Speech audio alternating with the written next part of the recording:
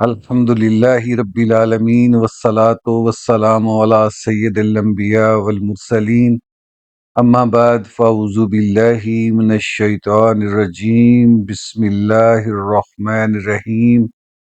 معزز سامعین، السلام علیکم ورحمۃ اللہ وبرکاتہ۔ رمضان المبارک کی ان پرنور اور فیض رساں ساعتوں میں آج ہماری گفتگو کا محور وہ بنیادی حقیقت ہے جو ہمارے روزے کی روح اور ہماری اخلاقی زندگی کی بنیاد ہے۔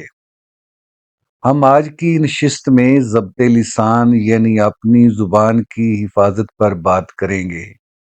محترم سامعین، خالق کائنات نے انسان کو اشرف المخلوقات بنایا اور اسے قوت گویائی یعنی بولنے کی وہ صفت عطا کی جو اسے کائنات کی تمام مخلوقات سے ممتاز کرتی ہے۔ لیکن یاد رکھیے، یہی لسان جہاں انسان کو فضیلت کے اعلیٰ منصب پر فائز کرتی ہے، وہاں اس کا بے لگام استعمال انسان کو پستی کی گہرائیوں میں بھی گرا دیتا ہے۔ رمضان کا یہ مقدس مہینہ ہمیں صرف کھانے پینے سے نہیں روکتا، بلکہ یہ ہمیں اپنے وجود کے ہر حصے، خاص طور پر اپنی زبان پر تقویٰ کا پہرا بٹھانے کی تربیت بھی دیتا ہے۔ در حقیقت روزہ ایک ایسی ڈھال ہے جو انسان کے اخلاق کی حفاظت کرتی ہے، لیکن غور طلب بات یہ ہے کہ ڈھال وہی کارآمد ہوتی ہے جو مضبوط ہو اور جس میں کوئی دراڑ نہ ہو۔ جب ہم روزے کی حالت میں ہوتے ہوئے بھی جھوٹ بولتے ہیں، کسی کی غیبت کرتے ہیں یا اپنی زبان سے کسی کا دل دکھاتے ہیں، تو ہم خود اپنے ہاتھوں سے اس ڈھال کو کمزور کر دیتے ہیں۔ اللہ کے صادق و امین نبی صلی اللہ علیہ وسلم نے کتنا واضح فرما دیا کہ بہت سے روزہ دار ایسے ہیں جنہیں ان کے روزے میں سوائے جو و عطش یعنی بھوک اور پیاس کے کچھ حاصل نہیں ہوتا۔ یہ وہی محروم لوگ ہیں جو شکم کا روزہ تو رکھتے ہیں لیکن اپنی لسان کو آزاد چھوڑ دیتے ہیں۔ سامعین محترم، ذرا غور کیجئے، تلوار کا زخم بھر جاتا ہے لیکن زبان کا زخم کبھی نہیں بھرتا۔ ہم اکثر نادانی میں ایسے جملے کہہ جاتے ہیں جو سامنے والے کے وجود کو کرچی کرچی کر دیتے ہیں۔ رمضان ہمیں سکھاتا ہے کہ جس طرح ہم نے حلال رزق کو رب کے حکم پر چھوڑ دیا، اسی طرح ہم ان باتوں کو بھی چھوڑ دیں جو رب کو ناپسند ہیں۔ غیبت کے بارے میں اللہ تعالیٰ کا یہ فرمانا کہ یہ اپنے مردہ بھائی کا گوشت کھانے کے مترادف ہے، ہمیں یہ بتانے کے لیے کافی ہے کہ یہ گناہ کتنا ہولناک ہے۔ آج کے اس دور میں جہاں لسان کا استعمال صرف محفلوں تک محدود نہیں رہا، بلکہ سوشل میڈیا کے ذریعے ہم ایک کلک پر ہزاروں لوگوں کی دل آزاری یا غیبت کر بیٹھتے ہیں، وہاں ضبط لسان کی اہمیت اور بھی بڑھ جاتی ہے۔ ہمارا ایک غلط کمنٹ، ایک جھوٹی پوسٹ یا کسی کی تضحیک پر مبنی میسج ہمارے پورے مہینے کی ریاضت کو ضائع کر سکتا ہے۔ سامعین محترم، قرآن کریم ہمیں اس حقیقت کی طرف متوجہ کرتا ہے کہ انسان کی لسان سے نکلنے والا ہر لفظ رائے گاہ نہیں جاتا، بلکہ جو بھی ہم لفظ بولتے ہیں اس کو ریکارڈ کر لیا جاتا ہے۔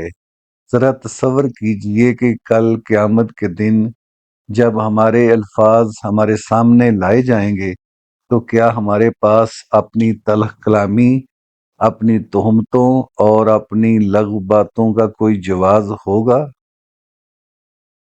صحابہ کرام رضوان اللہ علیہم اجمعین اپنی زبانوں کو پکڑ کر رویا کرتے تھے اور فرماتے تھے کہ یہی وہ عضو ہے جو انسان کو ہلاکت میں ڈالتا ہے۔ سامعین محترم، روزے کا اصل مقصد تقویٰ کا حصول ہے۔ اور تقوی کی پہلی سیڑھی اپنی لسان کو قابو میں کرنا ہے۔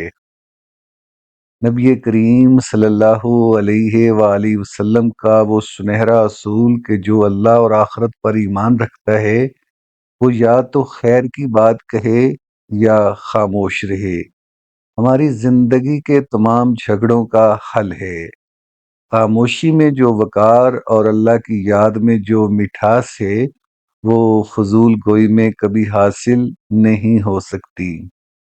جب ہم روزے کی حالت میں ہوں اور کوئی ہمیں اشتعال دلانے یا لڑائی پر آمادہ کرے تو ہمیں حکم دیا گیا کہ ہم پلٹ کر جواب نہ دیں، بلکہ نہایت عاجزی سے کہیں کہ میں روزے سے ہوں۔ یہ جملہ دراصل ایک اعتراف ہے کہ میری لسان اب کسی برائی کے لیے وقف نہیں ہو سکتی، یہ اب ذکر الہی کی امانت ہے۔ آئیے اس مبارک مہینے میں عہد کریں کہ ہم اپنی لسان کو تسبیح و تہلیل، تلاوت قرآن اور درود پاک کا مسکن بنائیں گے۔ ہماری گفتگو سے کسی کا دل نہ دکھے، کسی کی آبرو پر حرف نہ آئے اور نہ ہی کوئی باطل لفظ ہمارے روزے کی مٹھاس کو ختم کرے۔ جب ہم اپنی اصلاح لسان کر لیں گے تو ہمارے دلوں میں وہ نور پیدا ہوگا جو ہماری پوری زندگی کو روشن کر دے گا، اور ہماری دعاؤں میں وہ تڑپ آئے گی جو عرش الہی کو ہلا دیتی ہے۔ آئیے مل کر اللہ کے حضور دعا کرتے ہیں۔ اے اللہ، اے رب ذوالجلال والاکرام، رمضان المبارک کے ان بابرکت ایام میں ہماری اس سعی کو اپنی بارگاہ میں قبول فرما، اور ہمیں ان بندوں میں شامل فرما جن کے روزے، قیام اور دعائیں تیرے ہاں مقبول ہوتی ہیں۔ اے اللہ، اس مہینے کی برکت سے ہمارے صغیرہ و کبیرہ گناہوں کو معاف فرما، ہماری خطاؤں سے درگزر فرما، اور ہمیں تقوی، اخلاص اور استقامت کی دولت عطا فرما، تاکہ رمضان کے بعد بھی ہماری زندگیاں تیری اطاعت اور شریعت کی پابندی میں گزریں۔ اے رب کریم، ہماری زبانوں کو سچائی اور خیر کا ذریعہ بنا دے، ہمیں غیبت، جھوٹ اور ہر باطل کلام سے محفوظ رکھ، اور ہمیں ایسے اعمال کی توفیق عطا فرما جو تیرے قرب کا ذریعہ بنے۔ اے اللہ، ہماری اولاد کو نیک، صالح اور باعمل بنا، انہیں دین پر ثابت قدم رکھ، اور انہیں ہر فتنے اور گمراہی سے محفوظ فرما۔